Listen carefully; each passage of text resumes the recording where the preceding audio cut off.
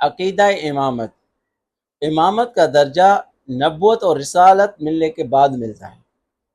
یہ ہے شیعہ کتاب اصول کافی، اس کا اردو ترجمہ الشافی کے نام سے، اس کا جلد دوم ہے اور اس کا صفحہ نمبر ہے 23۔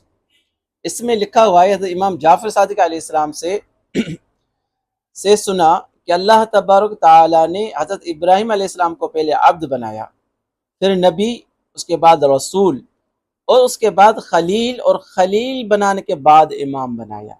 یعنی امامت کا جو درجہ ہے وہ نبی اور رسول سے بھی اوپر کا ہے۔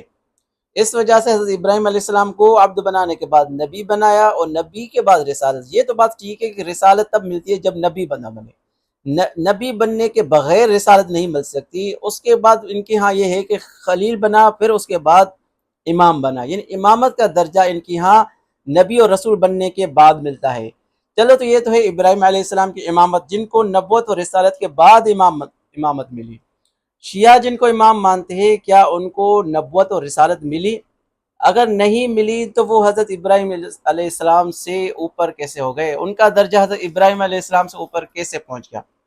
جبکہ وہ نہ نبی تھے نہ رسول تھے، اور امامت کے درجے پر کیسے پہنچ گئے؟ جبکہ امامت کے درجے کے لکھا ہوا ہے کہ پہلے نبی ہو، اس کے بعد رسول بنے، اس کے بعد خلیل، اور خلیل بننے کے بعد جو ہے نا اس کو امامت کا درجہ ملے گا۔